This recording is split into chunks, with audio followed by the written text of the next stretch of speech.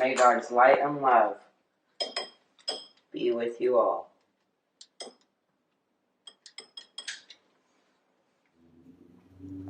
Hey guys, hey, good morning.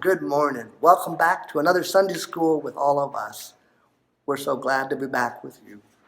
Hope you all are doing okay this week, and we want to thank Chinawa and Kibwe for doing a beautiful job with the acolyting this last Sunday for worship. You guys did an awesome job. I want to thank Graham for his beautiful communion meditation, and want to thank Olive for doing communion this week. You did a great job, Olive. We want to also thank everybody who took the time to make their veterans card for their veterans. The veterans have greatly appreciated the cards that you all have made, so thank you guys for taking the time to do that. And if you still need help delivering your card, let me know, and I can pick it up and deliver it for you.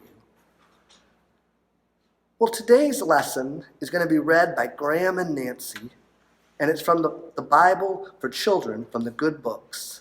And it's based on the passage from the Old Testament books of Ezra and Nehemiah. Now, at that time, a large number of the Jewish people who had been in captivity for years in Babylon were finally granted permission to come back home, to come to Jerusalem. And it took the leadership of Nehemiah and the spiritual guidance of Ezra to truly rebuild Jerusalem and God's people. Now, Graham is also today going to share with you a short presentation about the ancient city of Jerusalem as it looks today. It's pretty cool. Well, again, just know that we love you, and if there's anything we can do to be of support, let us know. We'll head on into Sunday school.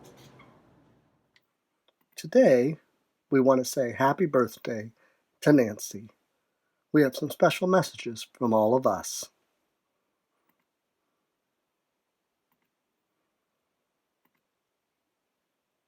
Thanks, first of all, for your awesome crafts, Nancy. We always love doing crafts with you.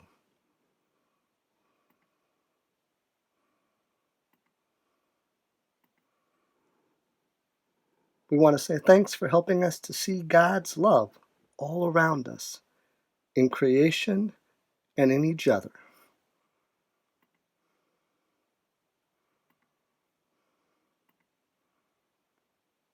We want to say thanks for showing and teaching us how to be brave and to be kind.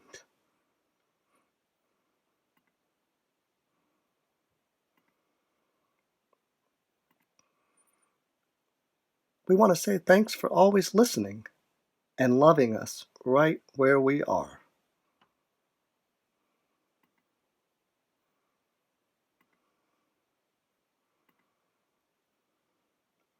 We hope that you have a great birthday, Nancy, and that you get the royal treatment on your special day.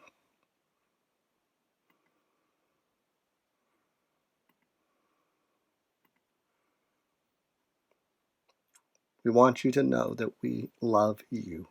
Happy birthday, Nancy.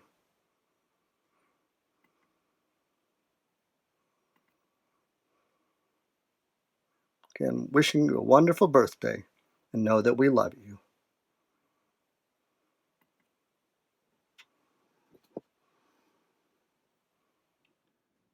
Here's this week's quiz. What was the name of Esther's cousin who adopted and cared for her after her parents died? Was it A, Martin, B, Matthew, or C, Mordecai? Announce your answer. The correct answer is C, Mordecai. What was the name of the nobleman who poisoned the mind of King Xerxes against the Jewish people? Was it A, Lord Haman, B, Lord Taylor, or C, Lord Voldemort? Your answer? The correct answer is A, Lord Haman. What is the name of the feast celebrating the deliverance of the Jewish people from death? Was it A, Hanukkah, B, Purim, or C, Passover?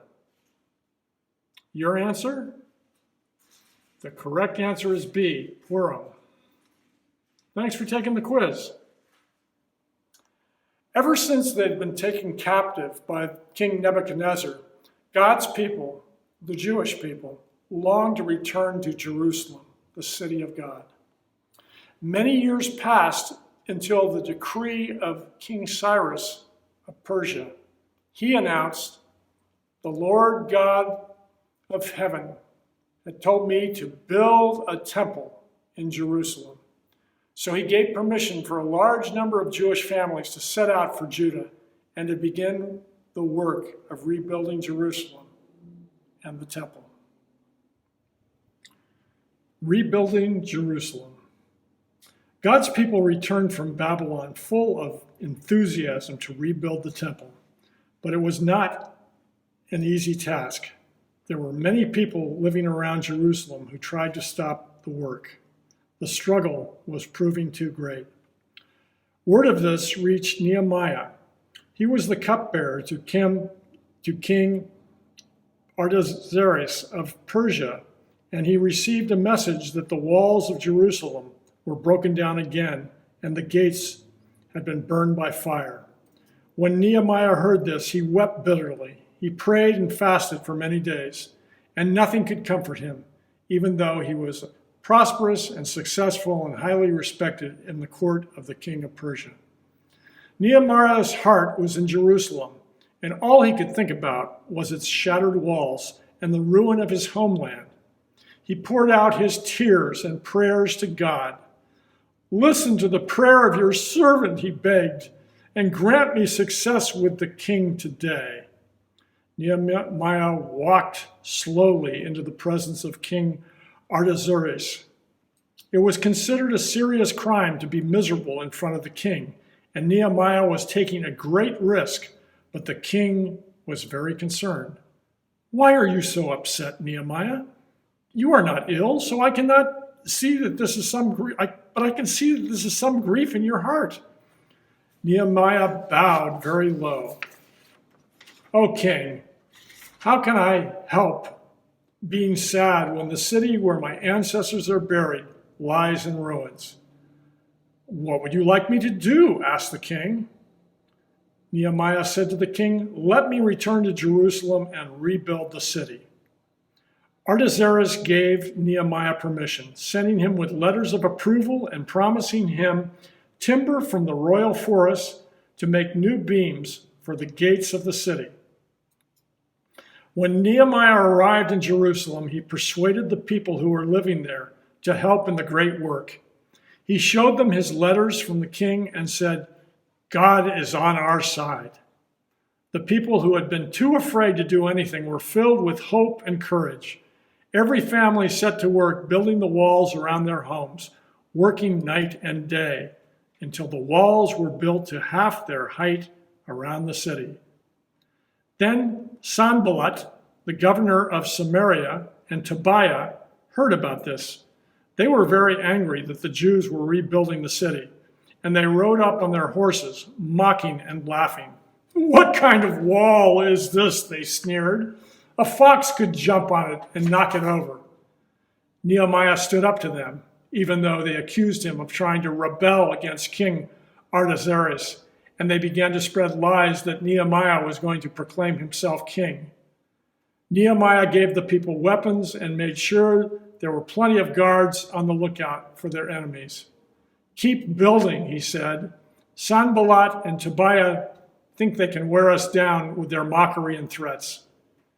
Nehemiah was a good leader. He encouraged the people every day, organized them cleverly, reminded them of God's power, worked extremely hard and prayed, "Strengthen my hands so we can complete this work." God answered his prayer, for in 2 short months the walls were rebuilt and all the enemies of God's people were put to shame. Rebuilding God's people. Rebuilding Jerusalem with its temple, its great walls and gates, and its many houses seemed like the greatest miracle to the Jewish people, but Ezra the priest helped them to understand that stones, bricks, and mortar were just the beginning. It was Ezra who began the rebuilding of the Jewish nation. He came to Jerusalem in the time of Nehemiah, and he called all the people together, a huge crowd of men, women, and children from all over Judah.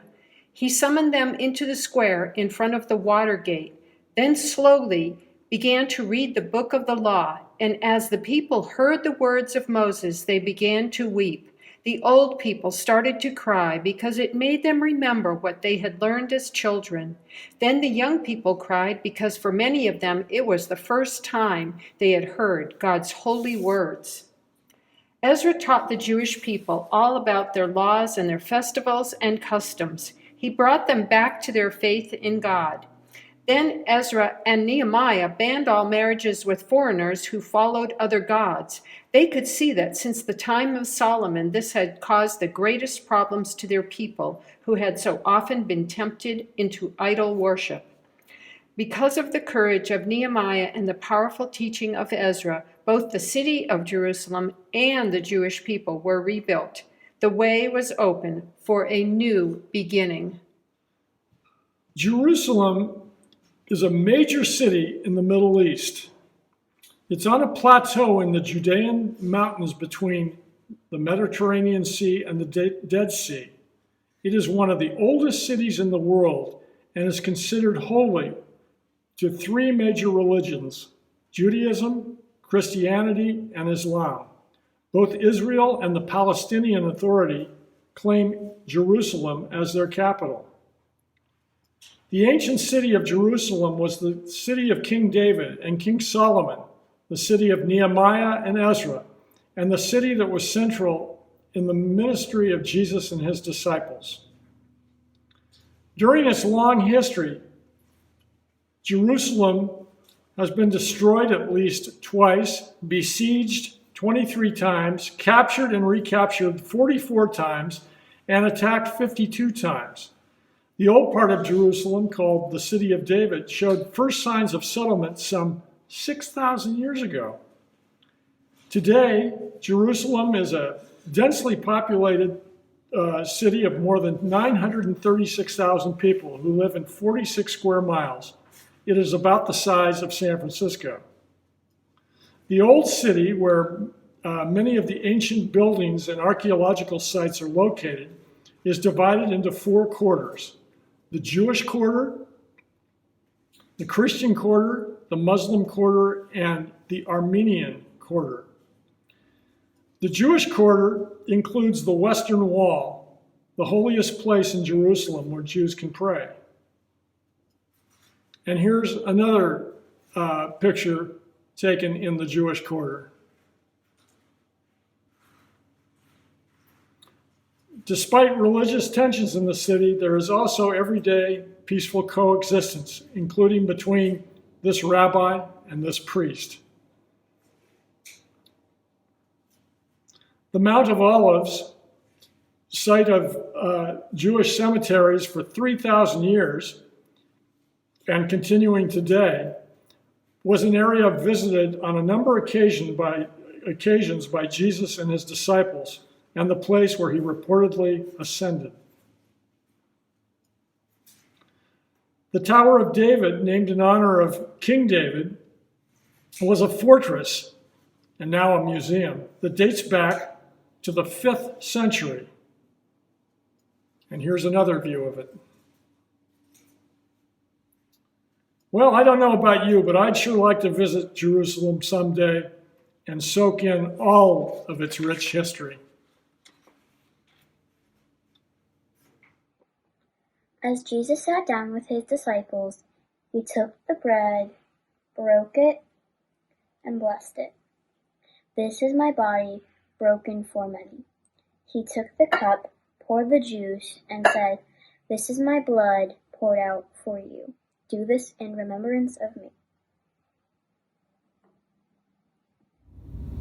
Well, Thanksgiving is Thursday, so today we have a wonderful song of Thanksgiving called "For the Fruit of All Creation."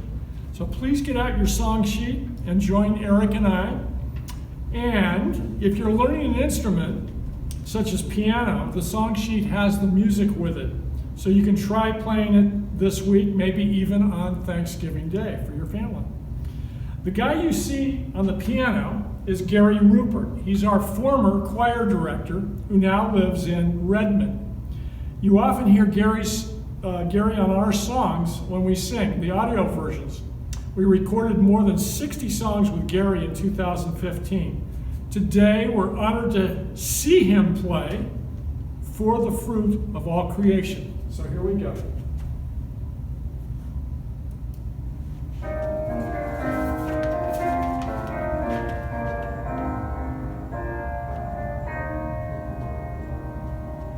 For the fruit of all creation, thanks be to God.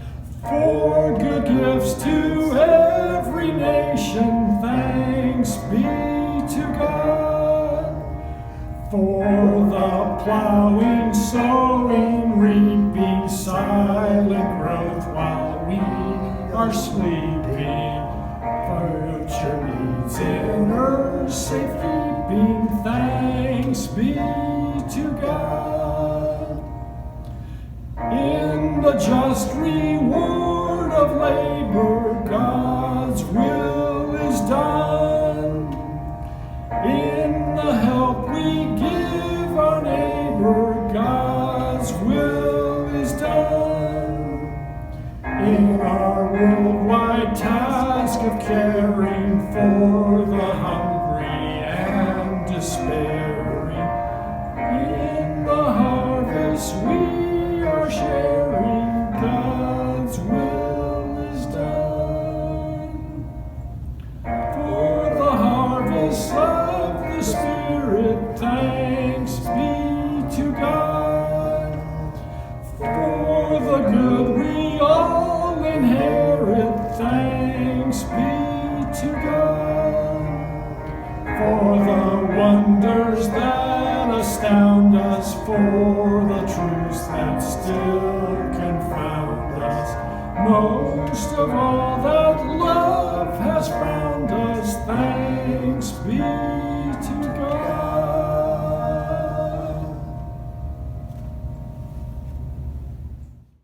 Well, have a wonderful week and have a very happy Thanksgiving with your family. We'll see you next week when we start the Advent season. Bye-bye.